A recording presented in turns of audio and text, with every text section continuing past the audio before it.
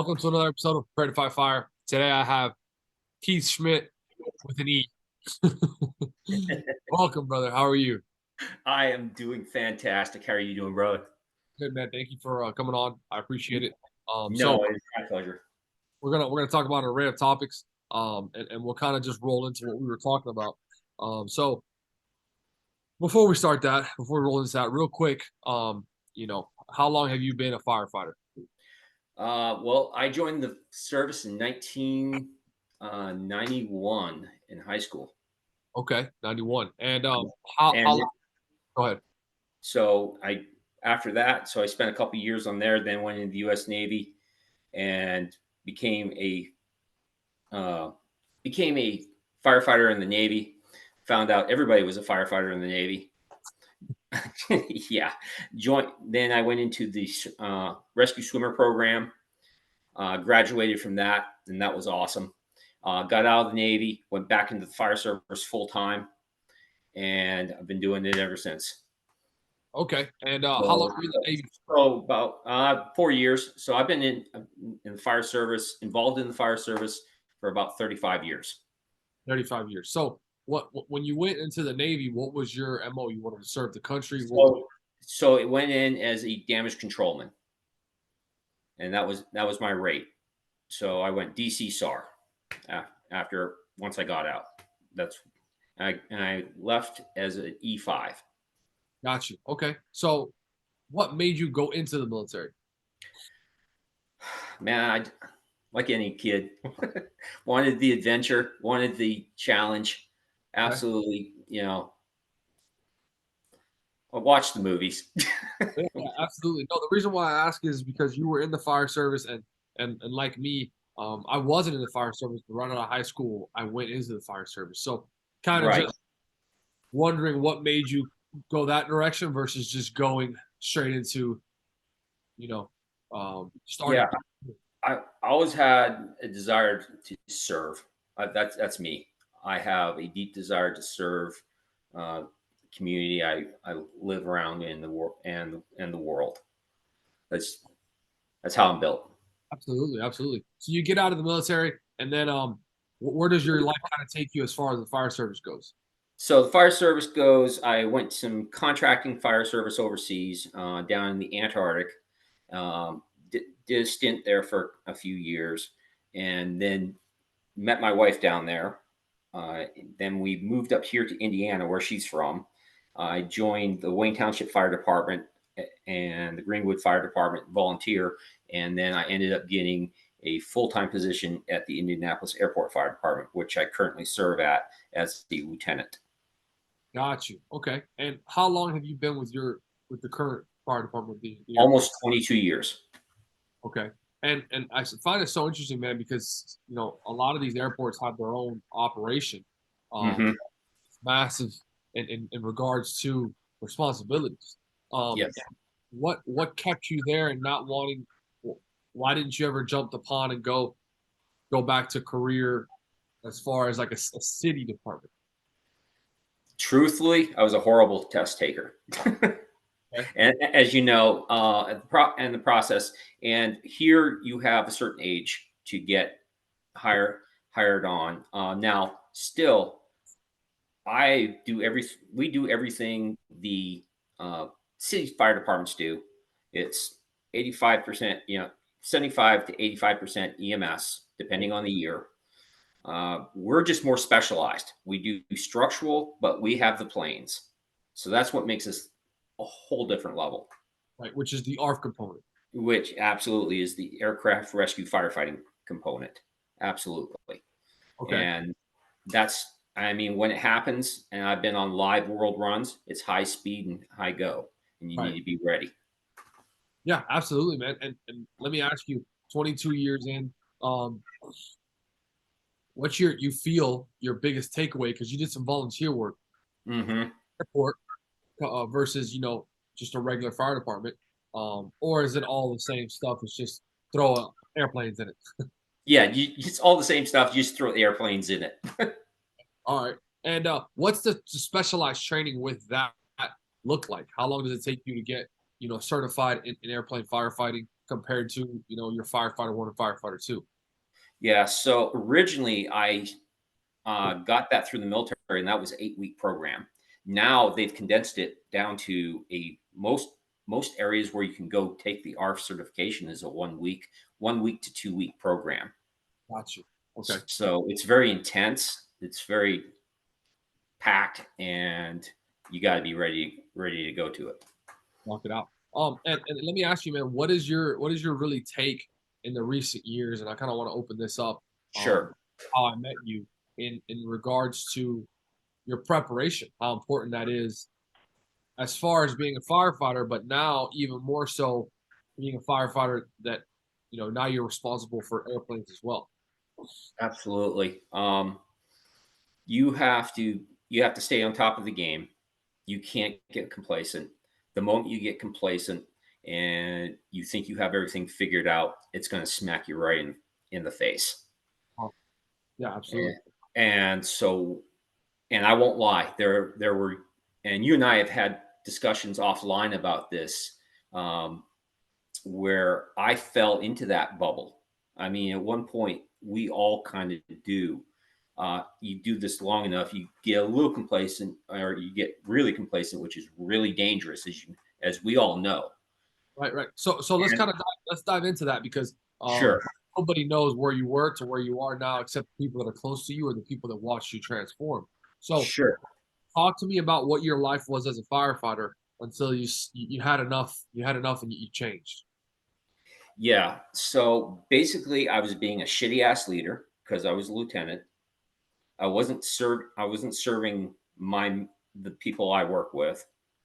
I was, and I just became that moody, just shitty leader that you hear about in the fire service, right? And for anyone watching, I absolutely apologize for that who no longer work with me. But fast forward to was it 2019, where I went to the MDK project because I was dying inside. I had a whole bunch of traumatic stuff in my life I was dealing with. It was just like I was just burnt out.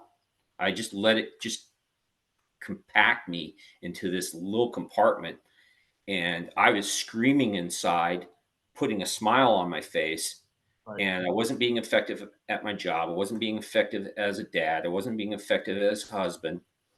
And I came to meet you at the MDK project, and that's where everything I really was able to. I came there knowing that if I didn't make it, that was going to be it. So it was a like go or die for me. Yeah, ask you, man, because I want to dive in. For anybody who's wondering what the MDK project is, it's a self development program. It's not cheap. So as a firefighter, it's a very big investment. And I challenge any firefighter out there that's going to do an investment on self development to do it. Don't question it. Don't look at the price. Don't listen to anybody's opinions. When you're talking about self development, if you are ready to develop and you pay for coaching or you pay for leadership or a class, you will reap the benefits tenfold. And I know Keith here can attest to that. Hmm. Absolutely. I mean, I removed all the excuses. I pulled in for my retirement, and I said, I'm investing in me. I'm investing in my life because this is what needs to happen. If I'm going to serve my community, if I'm going to serve my family, I need to be the best version possible.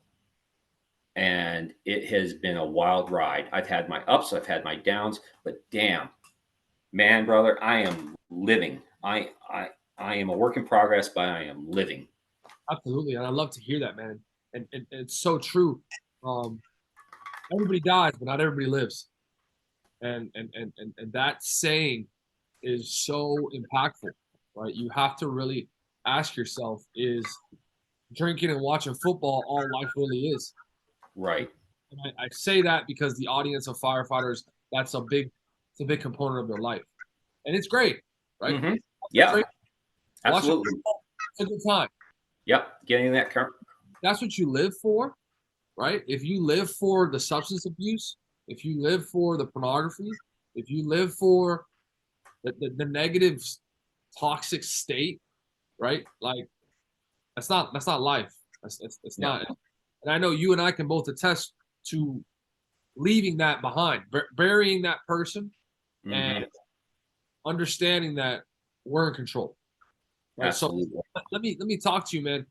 How did you come about making the decision to do this self-development program? Because you're no young whippersnapper, and firefighters are set in their ways, man. They really are.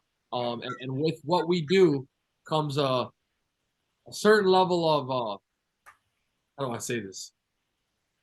We can really smell bullshit a mile away. So Absolutely. Absolutely. We're known to stand up at speeches or training courses, stand up, walk the hell out if it absolutely sucks. I mean, it's brutal, but it's true. right, I've absolutely, been to I've been to FDIC several times, and where the instructor was not on par by any means, unfortunately, just for whatever reason, had good intentions, but I saw people like 10, 15 firefighters stand up and leave. I'm like, yeah. okay. So So yeah, we smell the bullshit. yeah, they're honest, that's for sure. So what really what spoke to you to do this specific program, and what has your life been like since you've been back? Yeah. So what it just resonated with me. It was almost like I was on life support, and this was the shot I needed to bring me back. It was that CPR. It was that shot of epi, whatever you want to call it. It Something resonated with me. It was actually kind of weird because, in the sense that I didn't get onto the sizzle reels on YouTube. I I don't even know how the algorithm. Maybe perhaps because you and I know Ray very well, and I follow. I would see. I'd watch the selection, which he was part of, and so maybe that kind of pulled an algorithm or something in there. But I got an email from B, like it was just the generic, "Hey, you might be interested in this." And I scrolled through. I started reading the message. I was like, "Holy crap! Okay, check." It checked every box in in me. Right. So I made the decision. I made the phone call, and within 24 hours, I was signed up. Mm. Yeah, absolutely. So you go through this experience, you really leave the old you at the airport, and Mhm. that person's no longer on Earth. In the really perspective of this program. So you come back. What what changes? Everything. I was alive. I wasn't accepting the excuses. I wasn't accepting the excuses for me. I wasn't accepting the excuses to the crew. I started setting expectations, and I even had one of my firefighters like, "Who the hell? Like, what the hell happened? You were completely different, like in a good way." Right, absolutely. And I was high, as you know, coming out of that, you're high speed, all go, no brakes, and I just wanted to bring everyone up with me.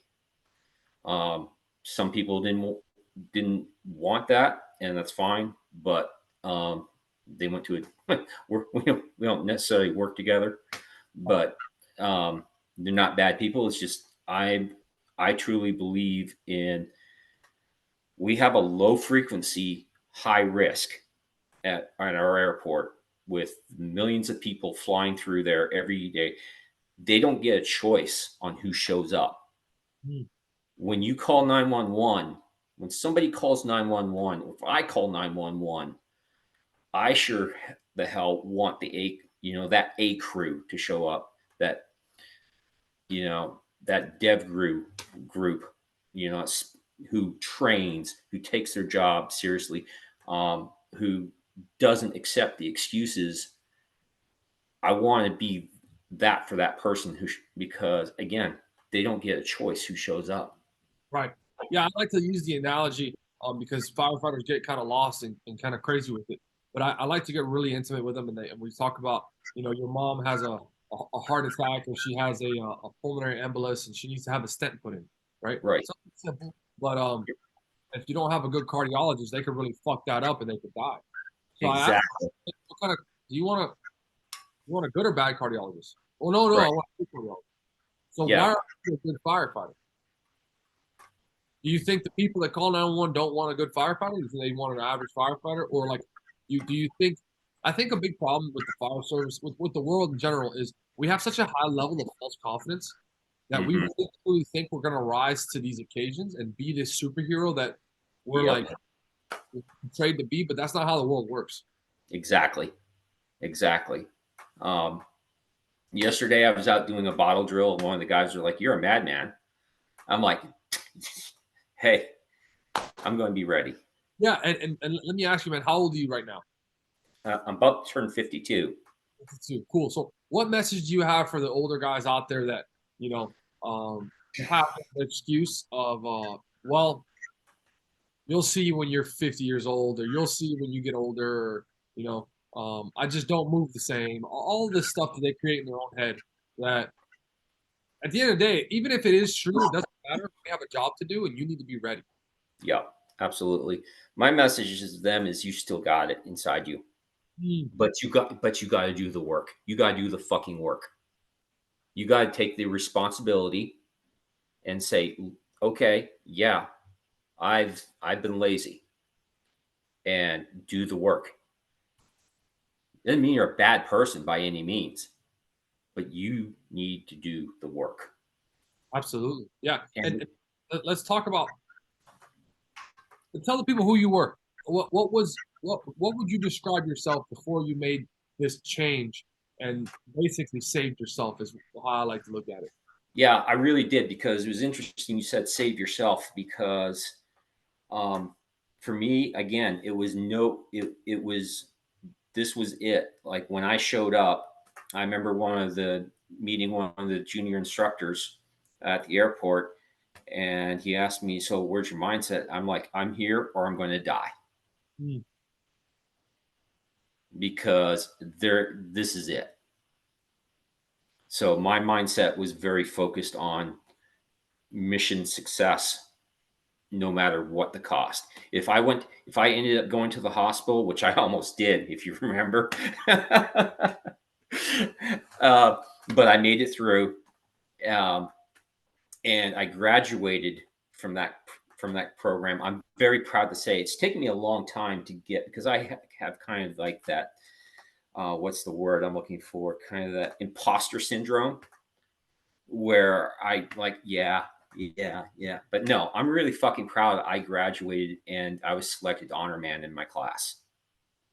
And that, to me, you can never take away from me, Right. Yeah. because, and I take that very seriously. I take that title very, very seriously. I don't, it's like I have the flag uh, on my mantle right now with the axe, and it reminds me every day of the responsibilities I have. And so, Keith, how do you approach people that you work with now and that you encounter in everyday life, that you see them and you're like, that was me, brother. Like I've been there. Like for me, people don't know how overweight I was. For me, people don't know how weak I was mentally and physically.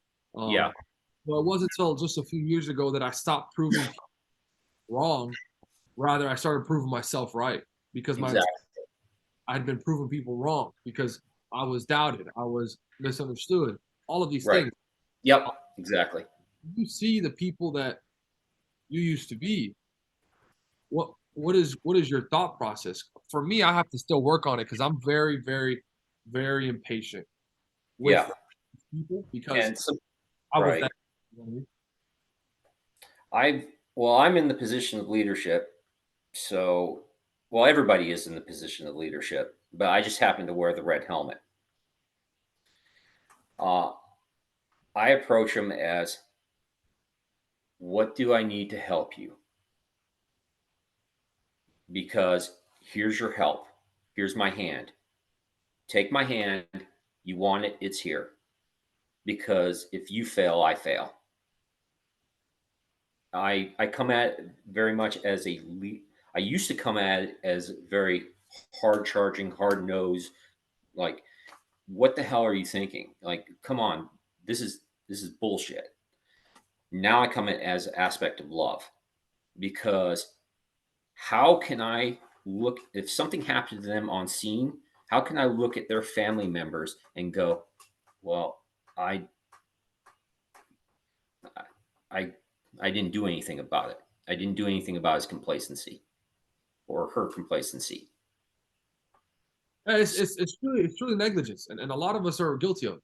Yep, absolutely. So I don't want, if something, God forbid, happens, I want it to be because, you know, we did everything, but just shit goes sideways sometimes, unfortunately. And it but I don't want it to be for a reason, just like, oh yeah, we didn't train well enough. We we did we didn't recognize the thermal change. We didn't recognize this. These are all things we end up taking for granted over the years, and unless you stay on top of it. So I'm always asking my guys, like, what do you need? What, how can I help you? How can I serve you? And it shows. And the biggest thing, though, is my actions, because my actions speak way, way louder than any words I could say to them. So Right. if they see me grabbing the EMS bag, they see me grabbing the ladder, they see me grabbing the toilet brush, the vacuum, or whatever it is, they know, okay, he's in it with me. Not Does that That make sense? I feel like knowing you as a person, you were always that guy, Right. and maybe now the difference is the confidence, and the difference Mhm. is the appearance. Yeah, absolutely. And be, being physically fit, to me, help absolutely is 100% affects confidence. So if I get a little out of shape, I'm not feeling as confident. It's bless you. It's just the nature of the beast, because again, it comes back to my community. The people I serve are counting on me to show up ready. And if I show up out of breath, if I show up completely just not ready, then what good am I? How I'm not being effective. Right. What are you paying your taxes for? And how do you think you let yourself slip like you did? What do you think the biggest contributor to that was, to kind of help the people out there that are in that space of, they're not the best version of themselves. They're not good at all. They're Well, just mine was more affected because of the I wasn't dealing with the problems in my life mm, that from my PTSD when I was young. Because if you follow my story, and I hope you do, I hope, because I want to help you physically, mentally, emotionally grow and see that your story gives you power, and you have the ability to change those. You have the ability. So if you follow my story, you'll see I'm a victim of sexual assault. I'm a victim of violence. I am a victim of mental, physical abuse. Um, the shit I've seen over the years in this job. My One of my first runs ever was a little girl tracked under a tractor. mm, I've seen. I'm not going to say I've seen it all, because the moment you do, something else pops up. But I've seen a lot of horrible shit, and I just never dealt. I just didn't deal with it. I just compartmentalized it. I was like, because there is a time when you're on scene. Yeah, you have to compartmentalize. So because that way you're tactically functional. But the moment you get back to that station, the moment the boots are off the ground and into the firehouse, you got to be willing to be able to decompress. You got to be willing to talk about. One of the guys who no longer works with us, really good dude. His first day, his first run, we had three major runs, and one of them was an entrapment with dead on arrival, but it took us 2.5 hours to cut this lady out of the car. And the first thing I did, and it was a mess. I mean, it was a small car versus a semi, so you can imagine the discretion on that. The moment we get back, I'm not even in the bay yet, and I pull him over to the side and said, "Are you okay?" Because somebody, and again, the culture is changing. We're not there yet, but I was told, "Suck it up, Buttercup. This is it. This is part of it." Now, to their defense, I mean, we really didn't have the tools. You don't know what you don't know. Right. So, But but now, like you're saying, it's what's the person coming into the service already dealing with or not dealing with, right? right. They have fresh, a fresh slate, or are they battered and bruised coming into this Mm-hmm. 100-round battle? Right. Yeah. Um, Because absolutely. they have to deal with the new trauma on top of the old trauma. Um, Mhm. and I've never been the type to play the victim card or to support the victim, but I Right. am the type to understand that everybody deals with things differently, and that we do need to understand that not everybody is able to just suck it up, right? Right. You don't know what they've sucked up for so long. You don't know Exactly. what they've dealt with when they were kids. You know what I Yeah. mean? So it's a different approach for sure. Yeah. And you having that experience, having that trauma, I think that makes you an amazing leader, and it makes you somebody who's relatable, right? You can talk to them, you can build that relationship of like, Hmm. hey man, it's okay to not be okay. It really Right. is. Yeah. Now we can't sit here, and this is the problem that I have now, is we Right. have so many resources that now people sit and play the victim. Well, it's because of this. Hmm. So I want my listeners to understand this clearly. Just because something happens to you does not give you the right to use that as an excuse to be lazy, to be, not compassionate, to be rude, to just be a piece of shit. Okay. Just Right. because something happened to you does not mean you can use that as a crutch for the rest of your life. All right, cool. The event happened, the situation happened, the injury happened. Let's deal with it. Let's talk Right. about it. Now, like Keith did, and I've done, and most people have done that have gone through a lot of heavy stuff and have moved forward. They created a plan of action to move forward. They created actions that literally moved them from where they were to where they are now. And like you said earlier in the podcast, a work in progress. Exactly. Yep. But I used to be that teapot because you can only boil a teapot so long before it explodes. And now I have things in place. I go to counseling a couple times a month. Like I said, still working on things. Which I'm you not perfect. used to not do. Exactly. I used to just bottle it up, sit upstairs, play video games, and call it what it was. I was just shut down. Um, I'll still never forget, like the day I graduated and got a text from my wife saying, and I've shared the story before with other people and other podcasters, is when I was in the ice bath. If you remember, I was in the ice bath, smiling, crunching that ice, and my wife saw that Instagram post, and she was like, "He's alive. Mm. You're welcome back to life. You're alive. You're alive again." I was like, "Holy shit!" And because you become so internalized, you don't even realize the effect you're having on other people. You until somebody actually cares about you and says, "Hey, come here." And I want to drive this home to everybody listening. Um, you have a lot of people that love you. You have a lot of people that care deeply about you. Yep, But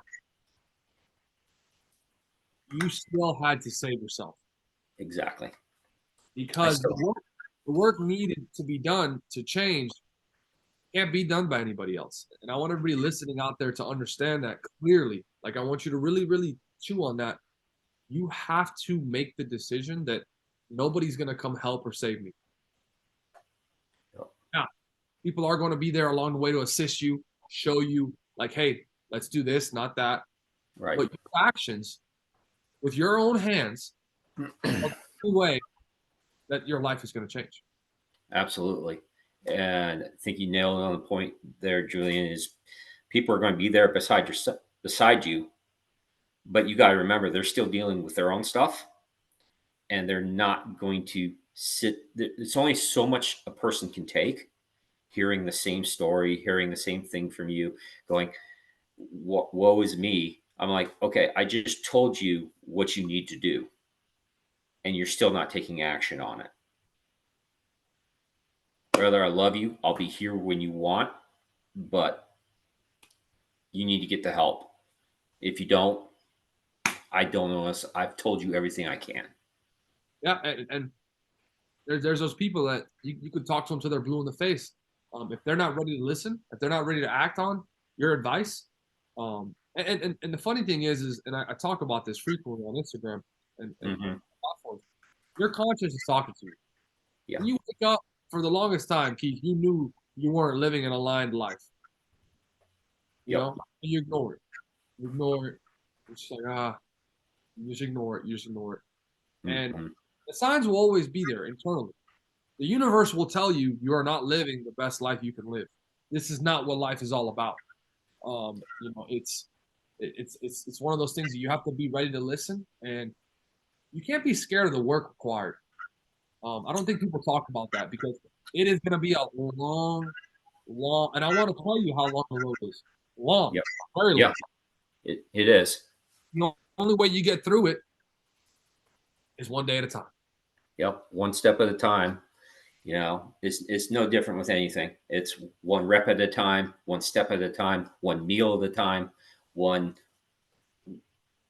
one relationship building thing tool at a time. Whatever it is in your life, a lot of people get, and I every once in a while I'll get overwhelmed, and I gotta take a step back and I go, okay, we're not going to eat this entire fucking elephant in one bite. Let's take small bites, work around it. And if I need help, I realize I need help and I ask for the help. Yeah, and that's just it, man. Is getting perspective from somebody you respect, and not worrying or really losing energy on opinions of people who you never want to be like or Right. you don't respect because those will always be there. And I think as firefighters, we eat our own. And as Yep. firefighters, very few times will you have somebody say, you know what, he did this, and this right. Hmm. And look at all the things he fucked up on. Right. So just stay focused on the opinion of people you care about, the opinion of people who you want to strive to be like, not so Right. much the opinions of people who are just chihuahuas walking away. Yeah. It's really interesting you bring that up because I think of an analogy of an eagle. So, as we know, eagles fly very, very, very high. Um, the only thing that really will attack an eagle, truthfully, is a crow. So a crow will come on the latch onto the back of the eagle, start pecking away, and not all that eagle does is fly higher to the point where the crow can't breathe. Hmm. So it falls off because the eagle knows if I stay down here, yeah, I'm going to get destroyed down here. If I force myself to go up, it's going to bring that environment where I'm going to be okay and the crow's not, and it's going to fall off. Right. Yeah, and that's just it, man. And it's the same thing with just make them regret their words with success, right? Yeah. When you winning, that's the best revenge. It's the best revenge. You just keep winning, you keep showing up, you keep doing the right thing, and Yeah. it's a shitty feeling to say, man, I made a mistake talking shit or being negative towards this person, you know. Hmm. So it goes to show you too. Be careful, you know, who you're judging or who you're being negative about too, because you don't know what their process is or who they're going to become. I see all Absolutely. the time people motherfuck these guys, and they'll never be a good firefighter, and then they're just little late bloomers. A couple years later, they're great firefighters, and they're like, man, I remember when he started, I didn't think he'd be worth anything, and now Yep. look at him, and it's like we all need some patience, all of us. Yep. Patience and leadership. We both know that things rise and fall in leadership. Right. And it's that leadership's responsibility. So for you officers out there, you fellow officers out there, is your job to provide an environment where your people can grow. Let them fail, because too many times we want everything perfect. You hear that expression, um, practice makes perfect. Well, if we're practicing the wrong shit all the time, how are we getting it right? So let's break it down to the crawl, walk, run method, which I love. Let's get it right until you can't get it wrong. You know you've heard that before, but you perfectly practice it, and then it becomes permanent when you practice it over and over and over again correctly. Absolutely. That's so true. So talk to man. So we recently were discussing you went to FDTN. So Yeah. like talk about you're 22 years in. Um, there's definitely some older guys that go. I wouldn't think you'd see many 22-year veterans of the fire service there, other than the guys. So what made you really pull that trigger? I know it's in your backyard, being in Indiana. What Yeah. I'm going to go to this training? Well, truthfully, our chief lined it up for us because I've been wanting to go for it for a while. I knew about it. I knew about the program. It's a great program. Um, but our department lined it up for us, and I was just stoked about it. I was absolutely stoked about it. Now I was going through some personal crisis in my life at the time, um, but I still managed to get what I needed to get done. Um, Recently, I just lost my father back in September. That really affected my mindset. I mean, again, taking those big hits, leaning on people that you trust, and coming back to it, and making yourself better. I have risen from the ashes more times than I can count. And going to that school, let me tell you, it exposed some weaknesses, and I was very grateful for it. And then we fixed those. And now that's what I train on. I'm like, okay, I gotta get better. I gotta get better at reading the direction of the smoke. I gotta remember to turn off my light, because as you know, you get all these fancy bright lights going, and it's just a washout, right? Right. So I gotta remind myself, okay, let's just slow down. There's been several times since that, like, one of the things is like, slow everything down. Just slow everything down. I know we're hard chargers, and we have to be aggressive. There are times where, yes, we better be through that door in less than 20 seconds. And you better have your mask on. You better have everything going to go. But at the same time, if we don't slow it down, we're going to miss a hell of a lot. Right. Yeah, absolutely. Yeah, and it's some of the best training I've ever done. And I recommend everybody out there. You think you're this firefighter, that training shows you the firefighter you are. And Yeah, it puts you in an environment and conditions where you're gonna have to figure it out. yeah, You're gonna figure it out, absolutely. and it's amazing. So Keith, man, thank you so much for coming on. I try to keep my episodes chewable. Yeah, I absolutely appreciate it, brother. I could talk to you all day long, but yes, I completely understand. We're gonna have to do another episode. And like I said, it really is an honor and a privilege to have you come on and speak, because you come with a lot of wisdom. And man, I'm so proud of you. The Same. person I've seen grow over the last couple of years is very, very special. And for me to been witness to, you in that program of really just killing, the inner bitch, and coming Mhm. back, stronger, and being that work in progress, right? Yeah. That's what everybody needs to be, is a work in progress. Are you a work in progress, or are you just still in time? Right. Um, so bro, thank you so much. And the last thing I like to ask my guests is, if you were to see yourself day one walk in the firehouse, what would you tell that person? A little piece of advice. Learn. Mm, Learn. Close this, use these, and learn. Really learn. yeah, it's a lost skill. It really is. Yeah. It's one of those things where people come in with too much ego. And Yep.